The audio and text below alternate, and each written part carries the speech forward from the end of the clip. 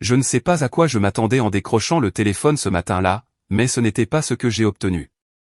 La voix de mon père est arrivée sans émotion. Pas de chaleur, juste un V, on ne pourra pas venir à l'anniversaire de Tyler cette année, désinvolte. Aucune explication au début, juste ça, comme si c'était un rendez-vous chez le dentiste, qu'il ne pouvait pas déplacer. Quand j'ai demandé pourquoi, il m'a donné l'excuse, l'argent est rare. Il a dit qu'il réduisait les dépenses, que l'hypothèque les saignait à blanc. Il a dit qu'ils étaient désolés, mais qu'ils espéraient que Tyler comprendrait. J'ai dit qu'il comprendrait, et il a compris. Il a 10 ans, assez grand pour remarquer, mais assez gentil pour ne pas rendre les choses plus difficiles. Nous avons annulé la petite fête que nous avions prévue.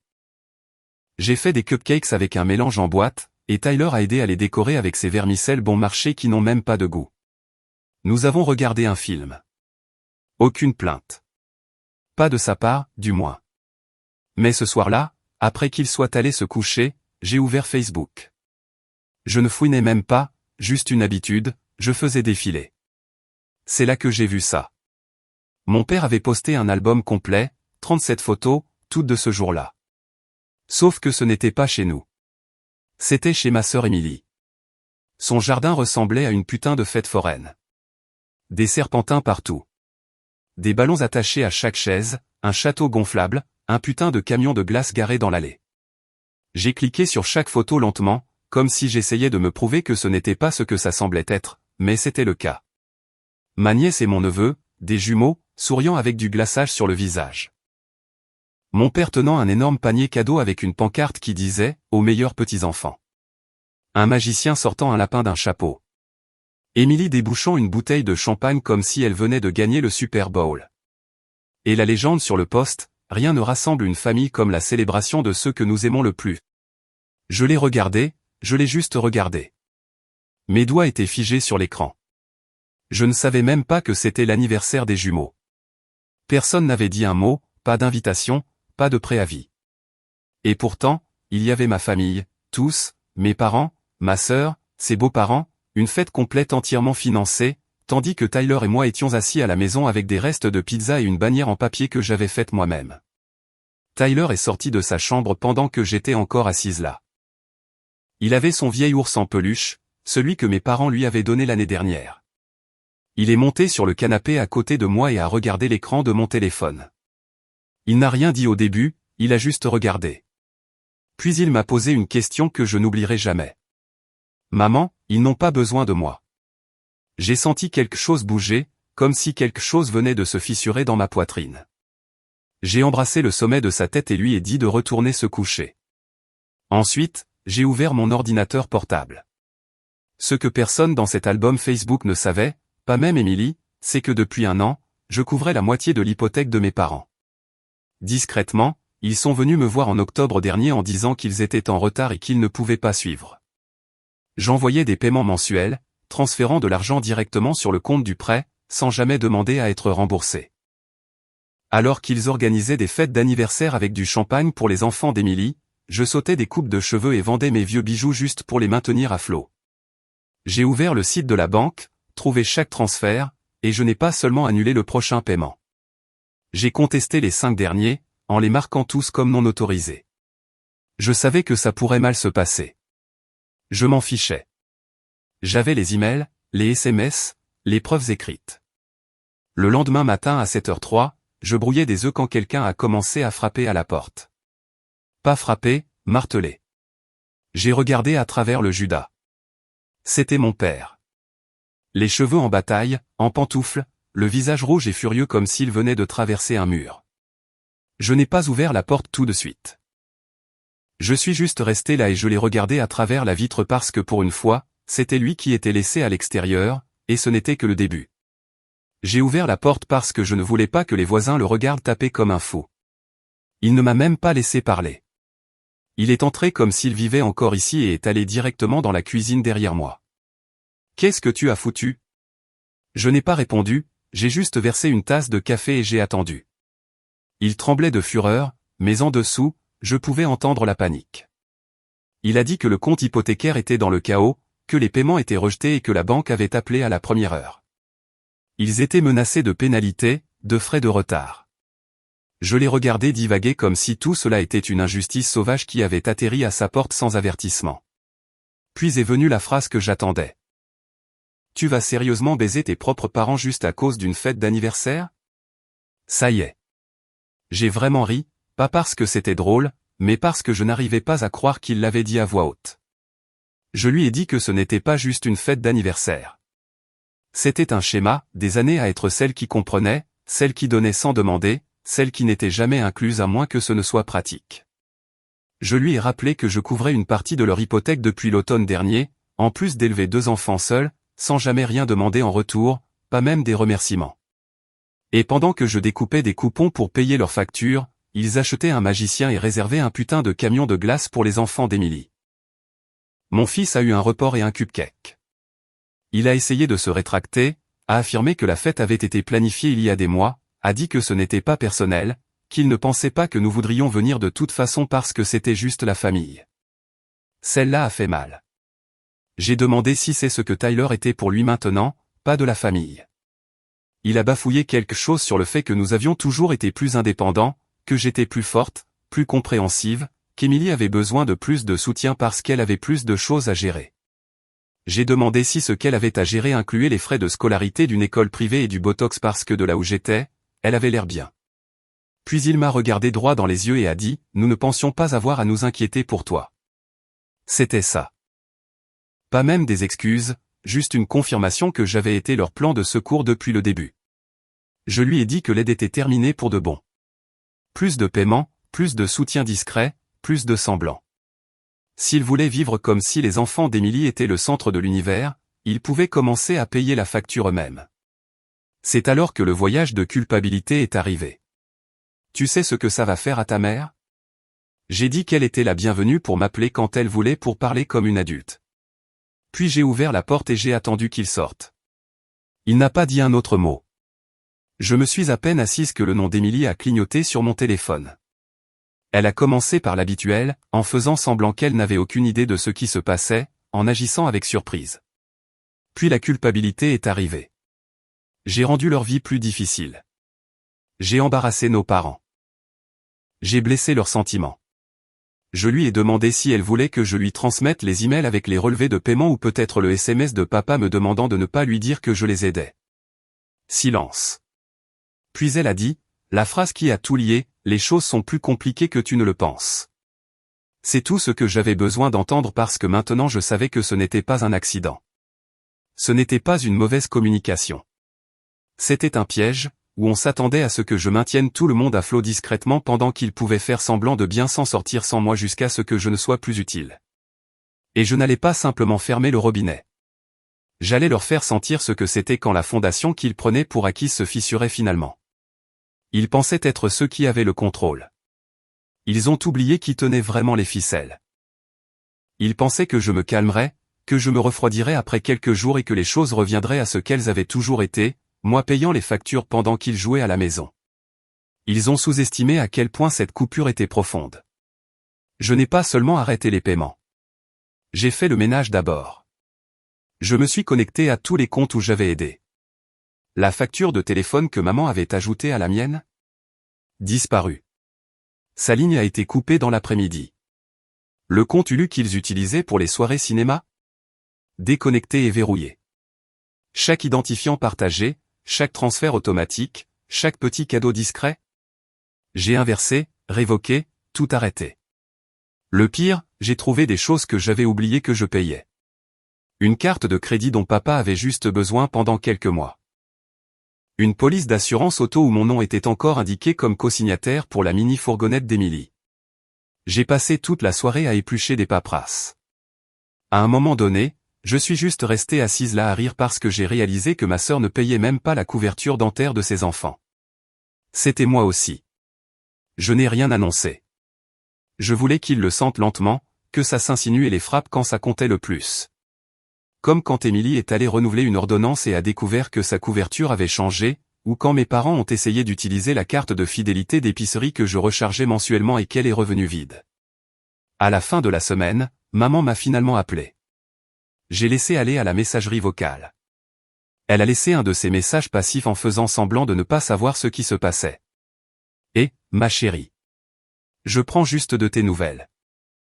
Ton père est un peu stressé ces derniers temps et nous espérions peut-être que nous pourrions tous nous asseoir et parler. Ça a été une semaine bizarre, hein? Bizarre. C'est ce qu'elle a appelé ça. Le prochain appel est venu de tante Julie. Elle n'appelle que quand quelqu'un est en mode contrôle des dégâts. Bien sûr, elle a commencé par l'inquiétude et a terminé par une supplication. Je pense juste qu'il y a eu des sentiments blessés des deux côtés. Tu sais comment ton père est. Il ne pense pas toujours ce qu'il dit. Il est têtu, mais il t'aime, ma chérie. Je lui ai posé une simple question. Savait-elle que je payais leur hypothèque? Il y a eu une pause, puis elle a soupiré. Ils ont dit que tu avais proposé, que ce n'était pas censé être permanent. Ils ont dit que j'avais proposé. Je n'ai pas pris la peine d'expliquer comment j'avais été forcé après que papa ait appelé en pleurant à propos de la perte de la maison ou comment ils avaient juré qu'ils me rembourseraient une fois que les choses iraient mieux. Ils ne l'ont jamais fait. Ils sont juste devenus plus silencieux à ce sujet. Et maintenant que l'argent s'est arrêté, ils étaient soudainement bruyants à nouveau. Tyler, que Dieu le bénisse, a tout remarqué. Les enfants le font toujours. Il a commencé à demander pourquoi personne n'avait appelé pour lui souhaiter un joyeux anniversaire, pourquoi grand-maman n'était pas venue comme elle le faisait habituellement le week-end suivant. Je lui ai dit que nous faisions les choses un peu différemment maintenant. Il a hoché la tête comme s'il comprenait. Et puis, sorti de nulle part, il a commencé à faire la chose la plus froide que j'ai jamais vue. Il a cessé de répondre quand ils appelaient. Si ma mère laissait un message, il ne l'écoutait même pas. Si son nom apparaissait sur l'écran, il me tendait le téléphone et sortait de la pièce. Et une fois, quand je lui ai demandé pourquoi, il a juste dit, s'ils n'ont pas besoin de nous, je n'ai pas besoin d'eux non plus. C'est alors que j'ai réalisé que ce n'était pas seulement moi. Ils avaient coupé, ils l'avaient perdu aussi. Et aucune excuse n'allait réparer ça. Mais ils n'avaient pas fini d'essayer, pas même de près. La prochaine chose qu'ils ont faite l'a porté à un tout autre niveau, et cela a rendu les choses tellement pires. J'aurais dû savoir qu'ils ne prendraient pas la perte silencieusement. Le silence a duré environ 2 semaines. Puis est venu un SMS d'Emily, juste un court « On peut parler ?» Je l'ai ignoré. Puis un autre est arrivé. Pas à propos de nous. C'est à propos de maman, s'il te plaît. Elle savait exactement sur quel bouton appuyer. J'ai appelé directement au but. Elle a dit que maman avait une facture médicale, un examen d'imagerie. Ils étaient dépassés. Elle n'a pas demandé d'argent directement, mais la façon dont elle a tout formulé était claire, il s'attendait à ce que je revienne. Je lui ai dit d'envoyer la facture, non pas parce que je la croyais, mais parce que je voulais une preuve. Elle a hésité, a dit que c'était compliqué. C'est alors que les signaux d'alarme ont retenti. J'ai ouvert le dossier partagé Google Drive familial que nous utilisions pour les documents, les impôts, les assurances, les anciennes reçues.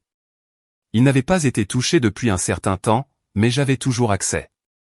Et c'est là que j'ai trouvé quelque chose que je n'étais pas censé voir, une feuille de calcul intitulée Au Fonds familial 2025, créée par Emily.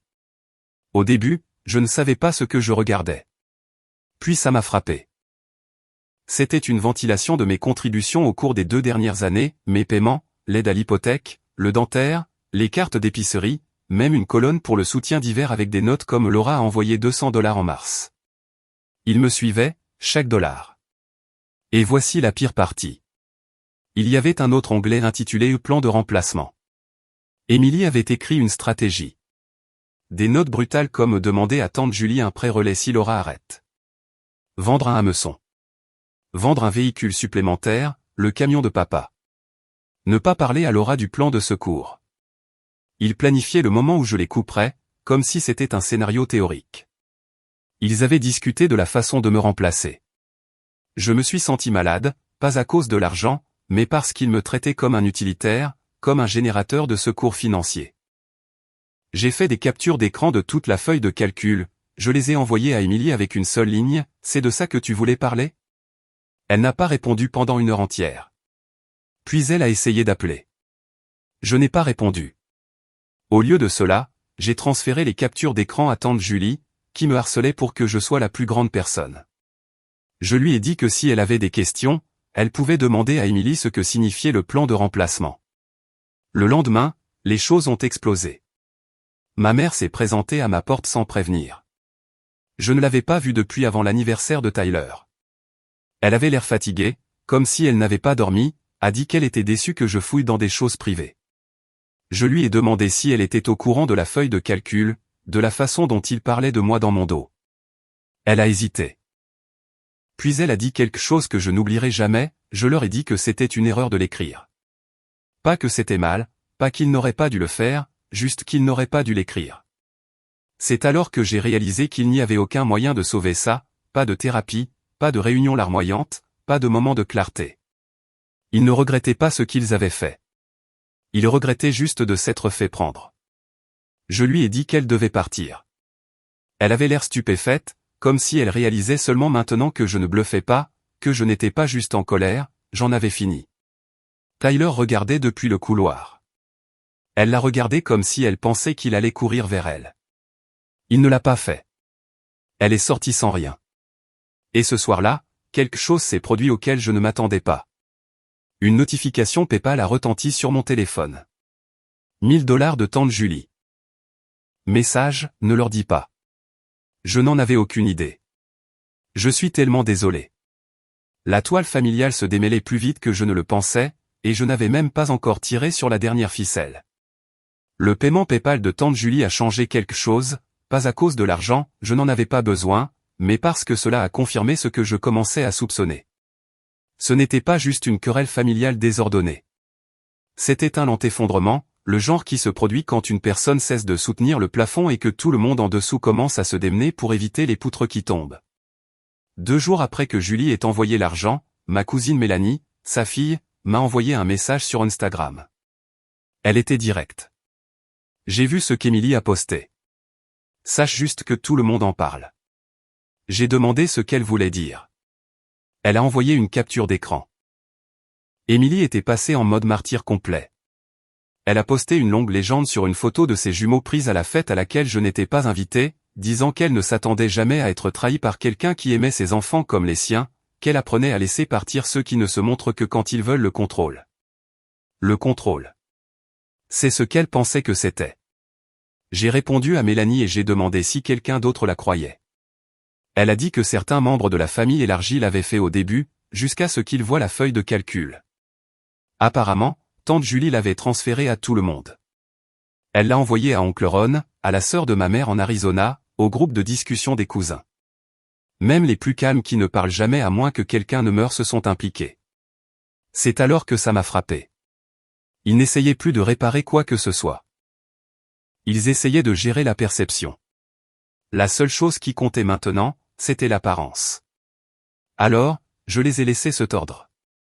Je n'ai pas répondu à la publication, je ne me suis pas défendu, je n'ai pas commenté ou laissé tomber des preuves. J'ai juste regardé. Et puis, comme sur des roulettes, les messages sont arrivés.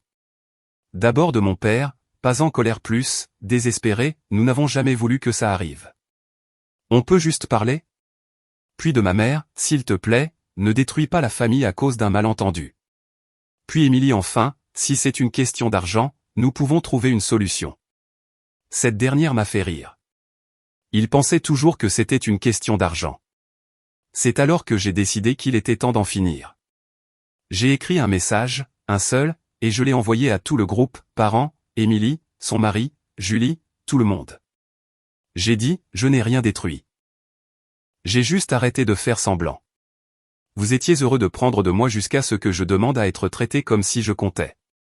Vous avez utilisé ma gentillesse comme monnaie et vous avez appelé ça de l'amour. Vous n'avez plus accès à moi ni à mon fils. Pas maintenant, jamais. Bonne chance avec le plan de remplacement. Je les ai tous bloqués, chaque numéro, chaque email, chaque réseau social. Le silence qui a suivi était le son le plus propre que j'avais entendu depuis des mois. Mais je n'avais pas encore fini. Il restait encore un dernier coup à jouer, un détail que je ne leur avais pas dit, une ficelle de plus dont ils ne connaissaient même pas l'existence. Et j'étais prête à la couper. Ils pensaient que c'était fini. Après que je les ai bloqués, tout est devenu silencieux. Je pense qu'ils croyaient que j'avais fait valoir mon point de vue, que j'avais juste besoin d'espace, et qu'éventuellement je reviendrais en rampant comme je l'avais toujours fait. Emily a probablement pensé qu'elle pouvait m'attendre. Mes parents espéraient probablement que la culpabilité creuserait un trou dans mon silence. Mais il y a une chose que personne ne savait.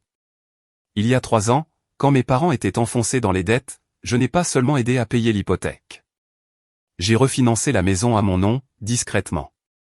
Je l'ai fait parce que leur crédit était ruiné et que la banque ne voulait pas les toucher. J'avais peur pour eux à l'époque, peur qu'ils ne perdent tout.